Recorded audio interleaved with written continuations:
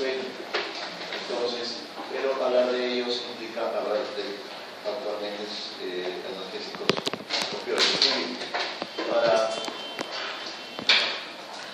Para hablar algo con respecto a los opioides, vamos a tratar de definir algunos conceptos con respecto a una de sus principales para lo que se usa, la analgesia, es decir, donde se van a tratar de inhibir o modificar la percepción del dolor. Entonces, para hablar de ellos tenemos que tocar algunos puntos con respecto al dolor. Entonces, el dolor, la mayoría de definiciones de las literaturas coinciden que es una experiencia emocional y sensorial desagradable, cuya intensidad viene dada por un lado por la intensidad del daño físico y por el otro por el estado psicológico del paciente. Y eso es cierto. A veces ustedes en algún momento mucho se dice desde alguna manera, de repente en el argot criollo o coloquial dicen, la gente de la sierra tiende a tener el umbral del dolor más alto. Ellos, cuando en algún momento ustedes hagan su según, tengan por seguro que van a acudir a su puesto de salud cuando ya les duele verdaderamente. O sea, tienen el umbral del dolor muy alto, y eso es cierto, tal vez por esa percepción, por vergüenza. La vergüenza hace que su umbral del dolor suba, es decir, es la parte perceptiva, la parte psicológica del dolor. Y igual acá lo tenemos, entre un hombre y una mujer, ¿quién cree que tenga un poquito de umbral más de dolor? ¿Quiénes soportan más de dolor? Lamentablemente las mujeres. Las mujeres tienen un poquito de umbral de dolor más elevado. Entonces, esos son aspectos ya psicológicos, emocionales, que, como se dice, a manera uno que los ha escuchado, o se puede emitir una sonrisa, eso, pero es real y existe. Y eso, bueno, se debe a grandes cosas que suceden a nivel de vía central. Muy bien, entonces, los tres elementos importantes es la sensación dolorosa, la experiencia emocional de la cual hemos estado hablando y el daño visual. Entonces, tiene que existir estos tres componentes para yo percibir el dolor. Ni uno es más importante que el otro, ¿correcto? Entonces, simplemente que tienen que coexistir. Esta diapositiva implica hay algunos principios generales del tratamiento del dolor. Por ejemplo, miren, no infravalorar el dolor de un enfermo. Doctor, un ejemplo. Ustedes han leído o van a leer cuando ingresen el otro año la propedéutica, el libro de Prayo, recuerdo que dice que el abdomen es una caja de Pandoras, o a un momento ya de repente alguien que ha tenido que revisar algún caso por ahí, ha tenido que revisar.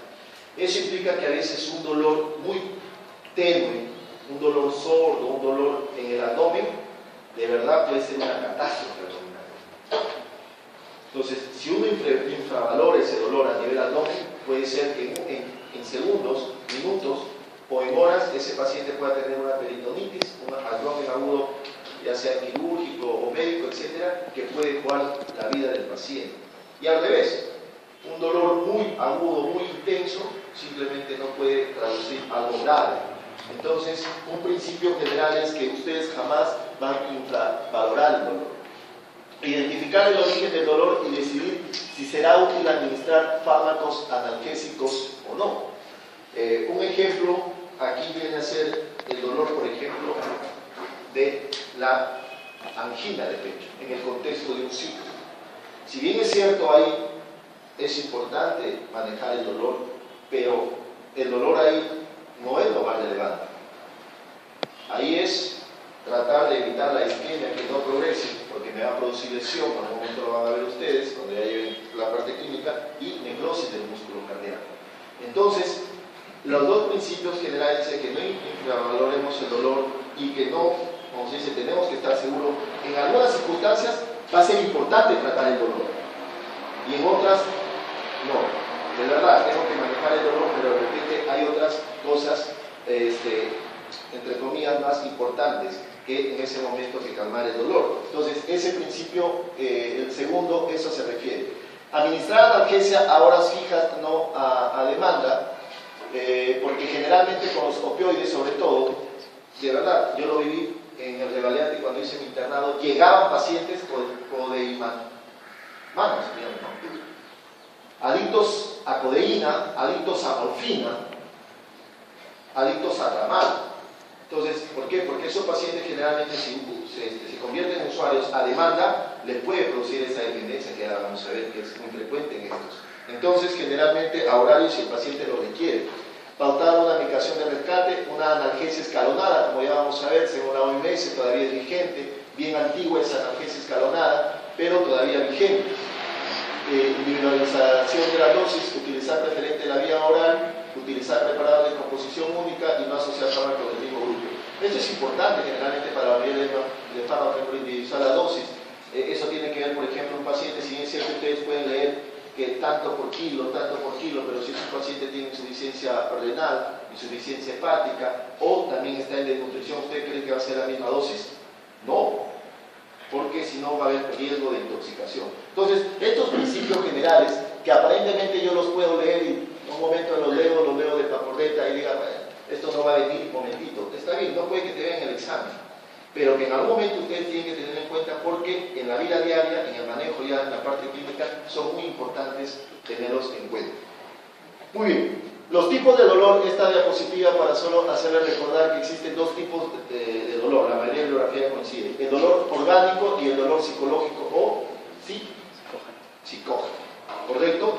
El dolor orgánico se lo clasifica en nociceptivo y neuropático. El de acá es un dolor, como dice, periférico, el cual puede ser somático o visceral. El somático generalmente es un dolor agudo, punzante, el visceral generalmente es un dolor de vísceras huecas, por distensión, etc.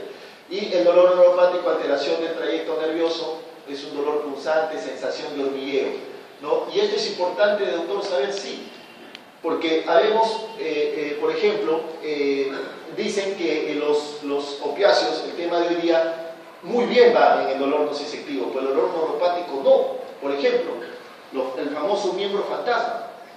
Pacientes diabéticos que se le mutila la pierna, dicen, doctor, me duele la pierna, tú vas a verlo, levántala, no tiene pierna, ¿no? Entonces, ese dolor neuropático generalmente no responde a opiáceos. Entonces, ahí los opiáceos no son muy buenos. Entonces, miren, la clasificación del dolor, por eso digo, si uno lamentablemente lo lee así, en teoría, en conceptos, no, tiene su razón de ser, todo tiene su aplicación.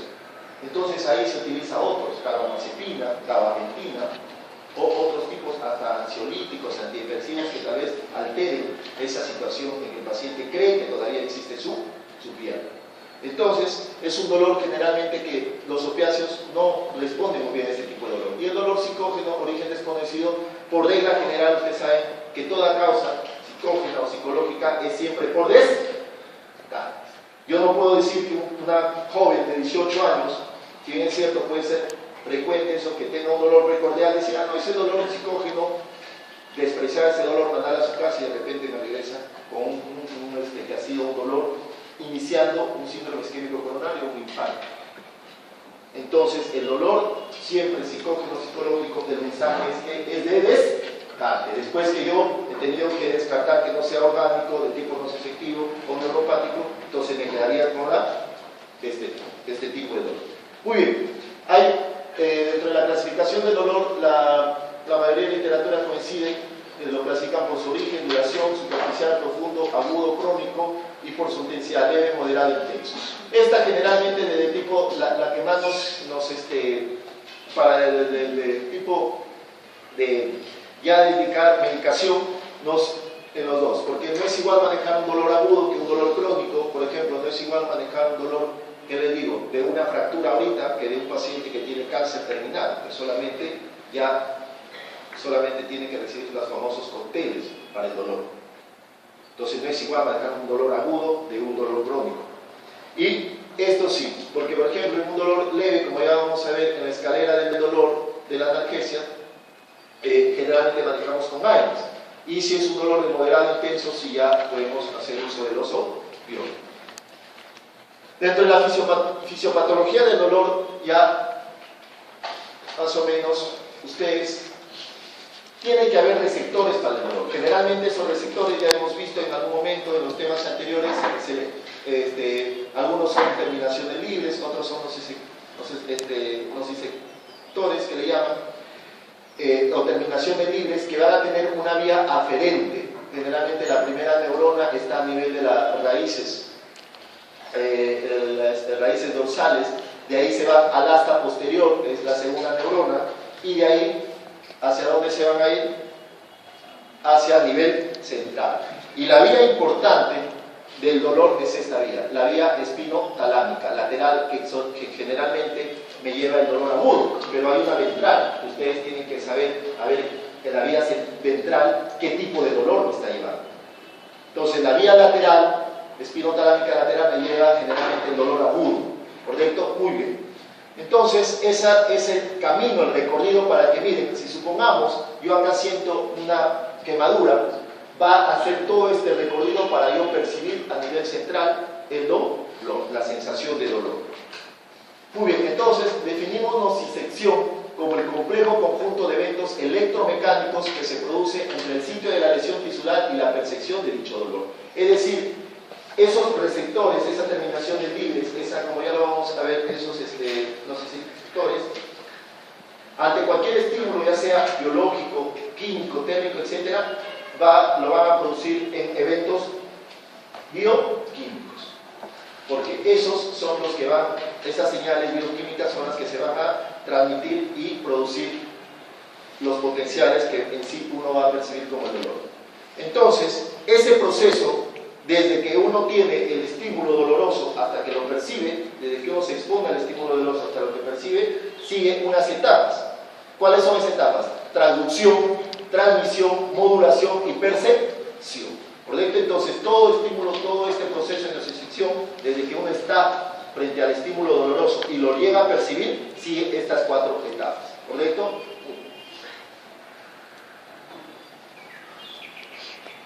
Entonces, miren, aquí está algo más didáctico. Entonces, la traducción, acá en una terminación nerviosa, etcétera, se transmite la señal, es decir, acá ya vamos a ver, hay varias sustancias que intervienen, ya sea aisladas o en conjunto. Menciónenme algunas que hayan leído. ¿Qué sustancias?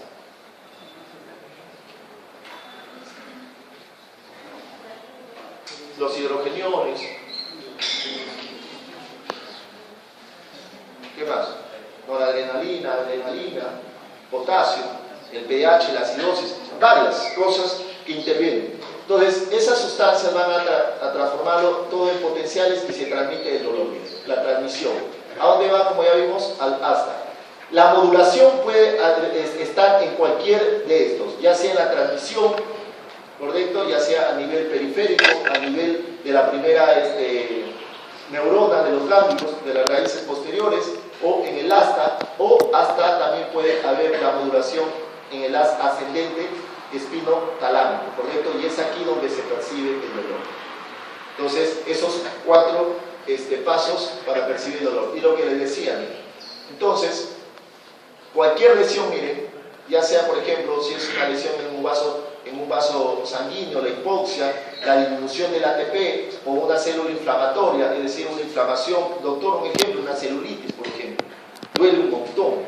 Entonces, hay un proceso inflamatorio, miren, se liberan varias sustancias, citoquinas, factores de necrosis tumoral, la 5-hidroxitriptamina, que es la famosa serotonina, histamina. Entonces, todos ellos en los nociceptores van a transmitirlo a través de potenciales, y eso ya asciende, ¿correcto? Entonces, este proceso, el primero sería entonces de la traducción. Lo mismo, miren, la lesión, todas las sustancias y lo que se desencadena hasta percibir el dolor o la hipercalcia. Entonces, esos eventos son importantes porque va a ir. Miren, entonces, acá la lesión, la vía aferente y la vía, donde en el asta de la médula, en la asta dorsal, entonces ahí van a intervenir en la transmisión neurotransmisores. Entonces, los receptores captan el estímulo doloroso, las sustancias que hemos visto lo transfieren a potenciales, pero esos potenciales tienen que ser transmitidos. ¿Y quiénes se encargan de transmitir esos potenciales? Los neurotransmisores. ¿Cuál es el neurotransmisor por excelencia? El glutamato. No es la única, está la sustancia P, etc. Pero el glutamato es el principal. Tienen que conocer también su mecanismo de acción. Muy bien. Ahí está. ¿correcto? Sus dos receptores, eso tienen que saberlo, el AMPA y el ácido N-metil de aspartato. Entonces, pero miren, no es el único, ¿ah? Entonces, miren, toda esta sustancia. Y la modulación va a estar, miren, no solamente, por eso digo, interviene el GABA, eso, los receptores de la serotonina, los receptores alfa-2 de la adrenalina, los receptores, miren, opioides. Entonces, todo esto va tanto en la neurona pre como postsináptica, en el asta posterior. Entonces, todo esto va a tratar de regular, modular las señales del dolor. Entonces, ¿y qué percibimos? Entonces, si los sistemas moduladores son muy buenos, por ejemplo en ella no, ¿quién va a percibir mejor el dolor? ¿O más intenso el dolor?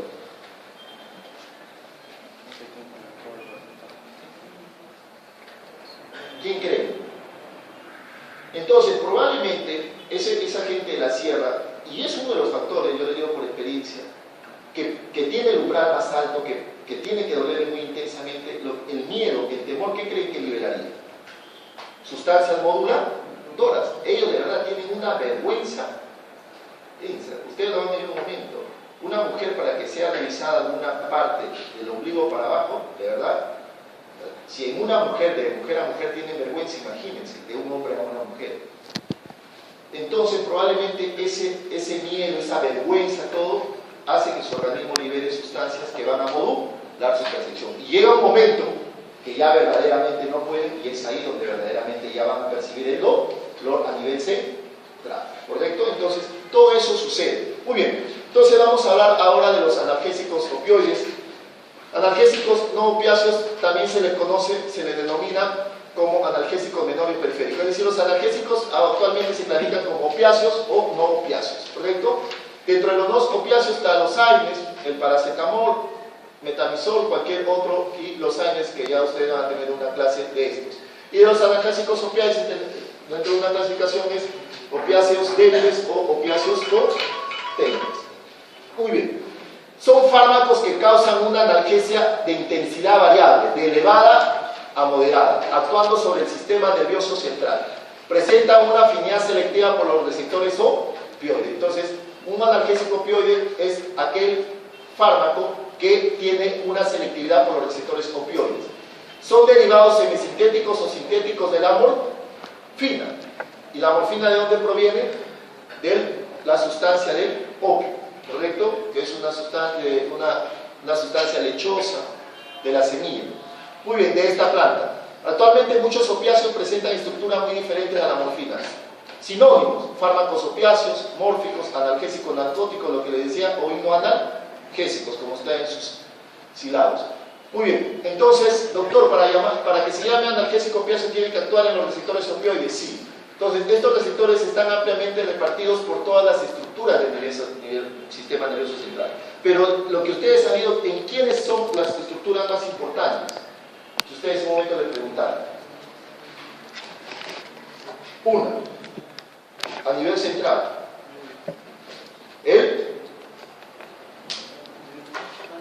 si la vía ascendente es espino talámica, el hipotálamo, la sustancia reticular, la corteza no casi interviene. Ustedes ven, la corteza no casi interviene en la percepción del dolor. Muy bien, entonces sobre ellos tienen una alta afinidad tanto los opioides endógenos como las endorfinas, encefalinas, como opiáceos exógenos, que generalmente son ya sintetizados. Se han identificado actualmente 3: el mu, kappa y delta, ¿correcto? El épsilon salió, ya no es considerado. Entonces se distribuyen, miren, a nivel del tallo central, porción media del tálamo, medio espinal, hipotálamo, sistema límbico, fibras nerviosas periféricas o células inmunitarias. Entonces su distribución es muy extensa de los opioides, de los receptores opioides. Estos receptores entonces son, ¿a qué familia pertenecen? G, S o G. G, muy bien. Ya ustedes saben qué hacen. Al inhibir, ¿qué van a inhibir? Generalmente la proteína G, lo hemos visto al inicio, están asociadas a la adenilciclasa. Al inhibir disminuyen el AMP cíclico. Eso va a disminuir la función de las quinasas, por lo tanto disminuyen la fosforilación. de muchas proteínas, sobre todo los canales de calcio. Entonces, se cierran los canales de calcio y también van a producir un momento de apertura a los canales de potasio. Todo esto, ¿qué hace? Que la célula permanezca en una hiperpolarización, es decir, no se despolarice, porque para que haya una transmisión tiene que despolarizarse la célula, y esto es conocido por ustedes. Muy bien. Y los lugares donde van a actuar. Entonces, existen estos tres receptores. Los receptores para el dolor, por excelencia, ¿cuál marcaría? Los mu, los kappa o los delta. Los que intervienen en la disforia. Porque cada receptor se caracteriza por algo, en la disforia. Los kappa. ¿Correcto? Entonces, y miren, entonces aquí va a haber algunas características propias que no la van a tener no va a estar en ninguno de los tres, y eso tienen que saberlo. Muy bien, igual la localización. Entonces, hay una clasificación, esto sí es importante, clasificación en función de la afinidad por los receptores. Agonistas puros, agonistas parciales, agonistas, antagonistas y antagonistas. ¿Quién me dice en qué se diferencia? ¿Por qué esa clasificación? Aquello le llamo un agonista puro, parcial, un agonista y antagonista, y un antagonista. De lo que han leído.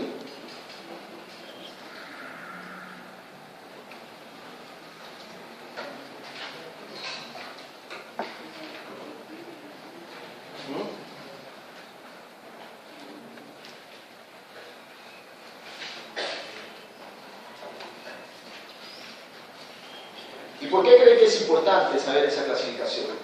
Y saber qué fármacos pertenecen a esa clasificación. Entonces,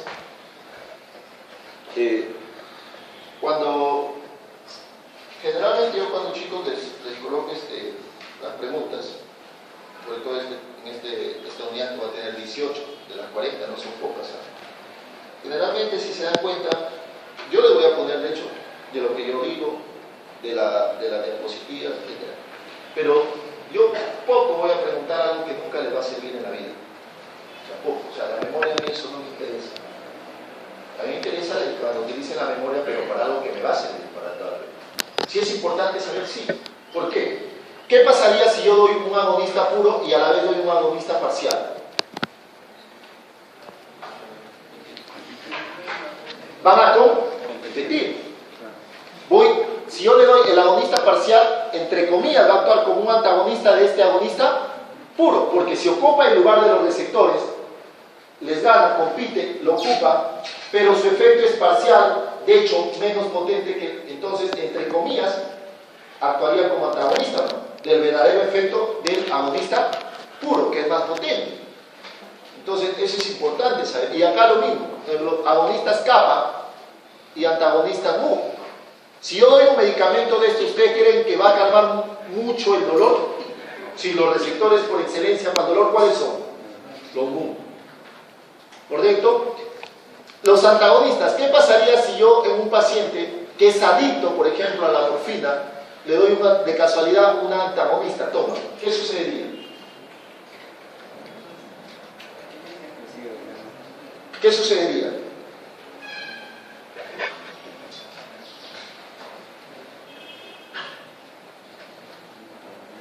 Un paciente que es adicto a la morfina y yo le doy naloxona, que es un antagonista, ¿qué creen que sucedería en ese paciente?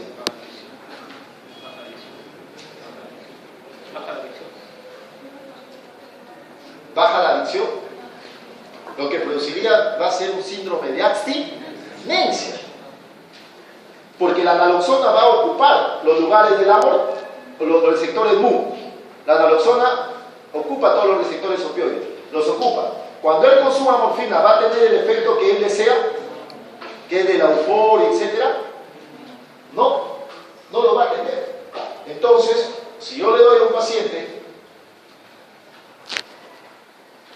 entonces, probablemente le produzca un síndrome de abstinencia. Entonces, es importante saber cuál es o por qué están clasificados dentro de este grupo y quiénes están dentro de este grupo. ¿Correcto? Muy bien. Entonces hay otra clasificación de acuerdo a la potencia. Menores como la codeína, que sí se usa. La intermedia, el tramal, y mayores, pues acá está la morfina, petidina, fentanilo, heroína. Muy bien, dentro de la farmacocinética ya sabemos la absorción, distribución, metabolismo y la excreción. Muy bien, se puede usar por la vía, todas las vías. La morfina se usa por vía oral.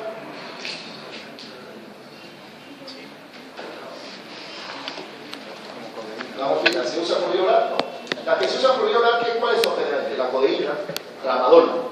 ¿Por qué? Porque la biodisponibilidad de la morfina por vía oral es casi nula, porque tiene un alto metabolismo en par, ¿correcto? Entonces, la vía de administración va a tener en cuenta cuál es la biodisponibilidad, su metabolismo. Entonces, generalmente usamos por vía oral codeína de los que tenemos y tramadol o tramadol. La distribución. Tienen un alto porcentaje de lo que usted ha visto, se asocian bastante a proteínas o no. ¿Supera el 80-90%? No, en sus libros está 35, 40, nomás llega al 50% de la proteína. Y eso es importante, sí, se lo explicaba la otra vez. ¿Correcto? Muy bien. Metabolismo, principalmente se para. ¿Correcto? Principalmente se para. Y excreción, principalmente es de todos ellos en común, por las heces, bilis o renal, ¿correcto? La excreción generalmente renal de todos ellos. Muy bien, entonces vamos a hablar por qué usamos los opioides. ¿Cuál creen que es su uso importante desde el punto de vista farmacológico? Para la analgesia. Entonces, producen analgesia y esa analgesia va asociado a cambios en la percepción, a la euforia, al bienestar que siente el paciente y también a la somnolencia. Entonces, ese paciente, esa analgesia va sinérgicamente a estos efectos, euforia, bienestar y somnolencia. Pero lamentablemente, los adictos, ¿por qué creen que lo consumirían? Por la euforia y el bienestar. Ellos no les va a doler nada, pero ellos entonces lo van a utilizar por la euforia, el bienestar que ellos sienten. Entonces, pero sus principales indicaciones terapéuticas es esta, por la analgesia, ¿correcto? Muy bien. Pero un momentito, miren chicos, es importante que vean los adictos a droga, cocaína, eso, o morfina, comienzan a tener, aunque no lo crean, cambios homosexuales. Yo cuando llevé farmacología, aunque no lo crean, yo cuando llevé farmacología quise hacer un proyecto por ahí, pero el problema es dosar, es caro, y tiene su explicación. O sea, uno lo observa. O sea, primero uno, para que investigue algo, tiene que observar un problema. Entonces, veía gente adicta a opiáceos que comienzan a tener cambios, conductas sexuales. Uno lo ve en la cárcel, en los penales. Entonces uno puede decir, puede inferir, dicen, pero o sea, puede ser por la necesidad de comprar, ¿no? Eso existe, ¿eh? Se ríen, pero eso existe, y es una realidad, lamentablemente eso. Pero miren, existe también a nivel de hipotálamo hipófisis, ¿qué produce? Una liberación de hormonas como la testosterona, de hormonas sexuales masculinas. Entonces, lo que aparentemente puede ser por una conducta socioeconómica, también puede estar, como se dice, avalado por un problema hormonal, pero logra, de verdad. De 10, les soy bien sincero, no es poco. 6 a largo plazo terminan siendo homosexuales de los adictos a drogas. Pero puede ser por el problema de que no tienen para adquirir y quieren pagar, como se dice, entre comillas, con un servicio sexual, eso se ve mucho en la cárcel, o avalados por un problema, como digo, hormonal que sucede. Entonces uno tiene, por eso digo, que conocer a los medicamentos, lo más importante, lo que es necesario, lo que me va a servir. También estimula la secreción, miren, de hormonas de crecimiento, de prolactina, de la hormona antidiurética. Por eso va a producir retención urinaria. Pero esto es el efecto no deseado, la depresión respiratoria, porque me puede llevar al paciente a la muerte. ¿Dónde estaría actuando? Si por ejemplo la morfina, una heroína, un fentanilo, un paciente que induzco con fentanilo, que es un opioide y me produce depresión respiratoria. ¿A nivel de qué zona del central me estaría actuando? Nivel de burro, del centro cardiorrespiratorio, ¿correcto? Del centro cardiorrespiratorio. Entonces, este efecto es el efecto menos deseado y la mayoría, como dice un poquito, se limita a usarlo por esta depresión respiratoria. Muy bien, pero no es el único efecto, también tiene inhibición del reflejo de la tos. Pero esto lo usamos a favor. ¿Cuál usamos ahí? Son dos que se puede usar. Destrometorfano uno y el otro, la codeína. Son los que se usan como antitusígeno. Tramal tiene también, pero no lo usamos como antitusígeno. ¿Correcto? Muy bien. También deprimen el centro termorregular. Otro efecto importante es que estimulan la zona quimioreceptora vulvar, produce náuseas y vómitos. A nivel cardiovascular, produce una disminución de la resistencia vascular, inhibe los reflejos vasoreceptores, por lo tanto me produce una vasodilatación periférica que me va a llevar a la hipotensión. Correcto, muy bien. Pero en pacientes, por ejemplo, la morfina, eso es un efecto directo, pero también tiene un efecto indirecto. ¿A través de qué neurotransmisor? ¿O de qué sustancia? Me produce vasodilatación. De la histamina. La histamina me produce vasodilatación. Y eso es porque es importante también saber. Porque la histamina a nivel de vaso produce vasodilatación, pero a nivel de bronquio produce broncoconstricción. Y en el paciente asmático puede ser perjudicial. Correcto. 1, 2. Por eso. La histamina, no lo olviden, produce vasodilatación, rubor. Por eso, chicas, si a ustedes les gusta el vino tiene histamina. Por eso es la sensación que cuando toman vino, sensación que les quema la cara. ¿No? Es por la histamina. ¿Correcto? Entonces, el efecto indirecto de los opioides a nivel cardiovascular es por la histamina. Muy bien. A nivel gastrointestinal, ¿qué produce? Disminuye las secreciones, pero eso no es lo más importante. Disminuye el peristaltismo y tiende a producir constipación, estreñimiento. ¿Y eso lo utilizamos a favor? Sí. ¿Cuál es el medicamento que acá se utiliza? O lo utilizamos para eso, que es muy bueno, efectivo. Dosis de 2 miligramos a 4 miligramos. Nombre comercial Tobam. Lopera. Entonces, si se dan cuenta, miren, hay efectos de los opiáceos, no sus principales, pero que en algún momento lo utilizamos. En el tracto urinario sí va a producir retención urinaria. Entonces, cuidado porque aumenta el músculo detrusor de la vejiga, aumenta el esfínter, entonces se constriñe, tiende a retención urinaria. Entonces, pacientes con próstata, eso van a tener problemas, en ancianos, seniles, sufren mucho ese efecto. Muy bien, entonces hablamos de tolerancia. ¿Qué es la tolerancia? ¿Qué es la tolerancia? ¿Y qué es la dependencia?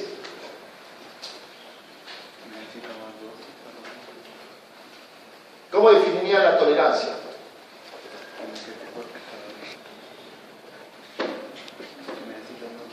El efecto, es decir, la intensidad del efecto y el tiempo del efecto del fármaco por el cual se usa, comienza a disminuir. Entonces, ¿qué se requiere? Algo parecido a lo de la taquifilaxia, término farmacológico. Correcto, muy bien. ¿Qué es la dependencia física y psicológica o psíquica?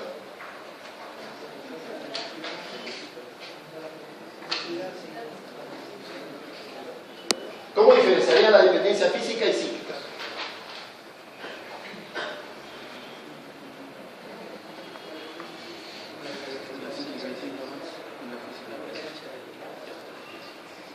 A ver, chicos, ¿cómo diferenciaría la dependencia física y psíquica?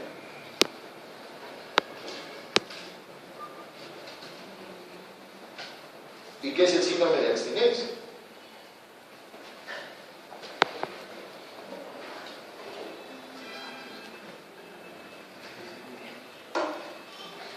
Cuando se suprime, entonces estos fármacos, los pacientes tienen un síndrome de abstinencia, caracterizado por muchas manifestaciones: nerviosismo, ansiedad, náusea, vómito, etc. Entonces, cuando se observa eso, diríamos que el paciente tiene una dependencia física. Estamos viendo su dependencia. Y cuando el paciente tiene la gana, la sensación de seguir consumiendo, entonces eso es una dependencia psíquica. ¿Correcto? Entonces ahí ojo la diferencia. Muy bien. Entonces el síndrome de abstinencia va a producir una hiperactividad central, miren, toda la sintomatología. Entonces, efectos indeseables de los opioides: sedación, náuseas, estreñimiento, retención urinaria, miosis, rubor. Pero en algún momento, como les digo, estos efectos indeseables lo utilizamos desde el punto de vista farmacológico. Correcto, si hay una sobredosificación, puede producir coma, pupila puntiforme, miosis, respiración deprimida y el paciente puede llevar a la muerte. Mantener la respiración de acuerdo a eso y darle antagonista, la naloxona por excelencia, que se utiliza en lo venoso. Muy bien, entonces acá tenemos, miren, los dos antagonistas, la naltrexona vía oral y la naloxona. En individuos dependientes de opiáceos se cae en el síndrome de abstinencia, lo que les decía. O sea, si yo le doy a un paciente que está consumiendo morfina, bloquea todo y se produce un síndrome de abstinencia, ¿correcto? Y todos los efectos que revierte todos los efectos de los opioides. Muy bien, esta es la escalera, miren lo que les decía, la indicación clínica, la principal, el dolor. ¿Qué nos dice? El primer escalón, no opiáceo. Por ejemplo, ¿qué le puedo dar? Paracetamol, un año. No opiáceo más un opiáceo menor. ¿Cuál utilizaría? Codeína. No opiáceo o un opiáceo intermedio, tramal. No opiáceo o un opiáceo mayor, ya estaríamos hablando de cosas mayores como la morfina. Entonces, miren, esta escalera es bien antigua, pero sigue funcionando en la del dolor, desde la OMS. Muy bien, pero no solamente los opiáceos se utilizan para eso. Es el fármaco en donde, en un edema del pulmón, hemos visto ya, les mencionaba sobre todo con mi grupo, la morfina no se utilizaba. ¿Por qué mecanismo? ¿Por qué mecanismo? Quinto grupo que desarrollamos. ¿Por qué mecanismo se utilizaba la morfina en el edema del pulmón? ¿Por la? Venodilatación. ¿Correcto? Entonces disminuía la precardia. ¿Correcto? Muy bien. En pacientes que ustedes cuando digan, doctor, ¿y qué más es importante saber? Correcto. En pacientes que tienen dolor en el Zika, ¿da morfina o no? En Zika, ¿se da morfina o no? En pacientes cuando tienen dolor. ¿Da morfina o no?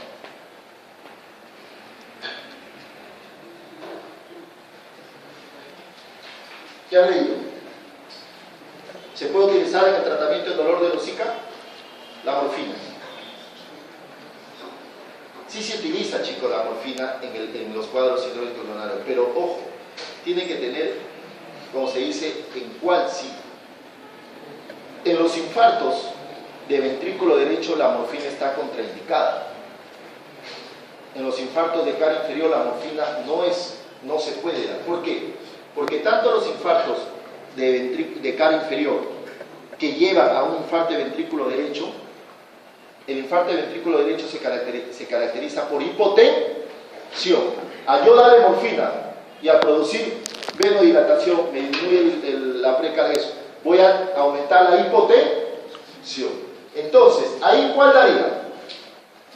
Ahí yo puedo dar la petidina. La petidina no produce venodilatación. ¿Correcto? ¿En qué otras circunstancias yo elijo no la morfina y la petidina? En aquellos pacientes, por ejemplo, que tienen alto riesgo de contracción del esfínter de Oddi por el aumento de la presiones. ¿Ahí qué se utiliza? La petidina. Tampoco utilizo, por ejemplo, la morfina. Eso es importante que lo sepan porque eso se les va, les va a ser útil para el manejo. Entonces, miren, se utilizan en pacientes otras indicaciones en la línea para disminuir la congestión pulmonar. En la tos tenemos la codeína, el dextrometorfano, otras indicaciones. En la diarrea ya hemos visto la loperamida. En la neuroleptoanalgesia, correcto, es decir, que le produzca un poco al paciente que no, como que no tenga sea una respuesta indiferente al dolor, y aparte como analgésico el fentanilo. En la inducción también hemos visto de la anestesia el fentanilo. En la desintoxicación de opiáceos, metadona, no lo olviden. Entonces, en la desintoxicación de opiáceos yo voy a utilizar metadona.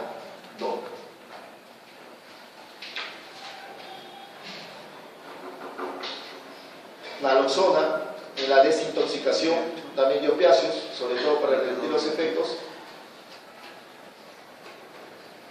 Muy bien, y algo sobre lo puntualito, sobre la diapositiva más o menos les dirige a qué fármacos tienen que leerlo bien. La morfina produce analgesia y sensación eufórica. No existe techo terapéutico, la analgesia aumenta hasta la anestesia. Tras la administración intraocular comienza de acción a los 6 y 30 minutos, en comparado con la petidina, que es la otra. Entonces, ojo, ¿quién tiene vida de latencia más rápido? O sea, ¿quién empieza a actuar más rápido? ¿La morfina o la petidina? Su tiempo, ¿quién dura más? ¿La morfina o la petidina? Porque son las dos que se utilizan bastante, entonces tienen que saber eso. Su vida media, 3 a 4 horas, metabolismo de primer paso importante. Muy bien, ese narcótico de referencia estándar, hidrosoluble, se administra generalmente por vía intramuscular intravenosa, muy poco por vía oral. Su metabolito activo se puede acumular y producir insuficiencia renal, produce dependencia física, y por vía intratecal también produce una analgesia intensa y prolongada. La codeína, lo más importante, que es un excelente antituxígeno y poco produce tolerancia. Es uno de los más, es un narcótico débil y se puede saber tanto que quiere aumentar la dosis y produce administración. La petidina, como se dice, narcótico sintético frecuentemente intercambiable con la morfina, por lo que los que yo les decía. Si yo no puedo usar morfina, la otra opción es petidina. Los dos casos más relevantes desde el punto de vista clínico es lo que le daba. En infarto del ventrículo derecho, infarto de cara inferior, y en el otro en pacientes con aumento de la presión a nivel de vías biliares, a nivel de vía pancreática, por la contracción a nivel del esfínter de Oddi. ¿Correcto? Entonces ahí yo cambio petidina. Él tiene mayor liposubilidad y menor duración de acción. Como tiene mayor liposubilidad, ¿va a actuar más rápido que la morfina o va a demorar? Esto lo hemos visto bastante cuando hablamos anestésicos. Si es más liposoluble, ¿va a atravesar más rápido la barrera de hemato o no?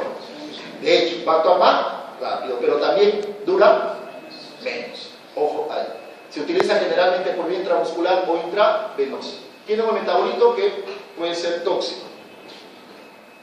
Fentanilo, narcótico sintético más liposoluble, más potente, pero con menor duración en dosis analgésicas que la morfina, por su alta solubilidad. Esto lo utilizamos, hemos visto, en la inducción anestésica. Generalmente es usado para la anestesia, pero también es efectivo para el manejo del dolor agudo, administrado por vía intravenosa, intratecal y transvenosa. Antagonistas puros, la naloxona. Se une a todos los receptores opiáceos, pero con mayor afinidad al MU, de tal modo que revierte todos los efectos, incluyendo la analgesia. Se utiliza para tratar efectos adversos graves. Si se titula con cuidadosamente, es posible no revertir la analgesia. Naloxona, su duración es corta, por lo que yo tengo que repetir las dosis. Y ojo, me puede producir taquicardia e hipertensión, lo contrario al efecto de los opioides. Muy bien, con esa diapositiva terminamos. De todo eso tienen que saber morfina, codeína, tramadol, petidina, fentanilo. Entonces, esos 5 tienen que saberlos bien: morfina, codeína, tramadol, petidina y naloxona. Son las dos. ¿Correcto, chicos? Muy bien, el caso clínico, ya saben qué grupo le toca conmigo. Es el viernes. Oye, A ver, con el caso clínico que les toca el viernes, a ver, podrían a la 1, de 1 a 2, o de 12 a 1, y yo a las 3 tengo que estar en diplomado.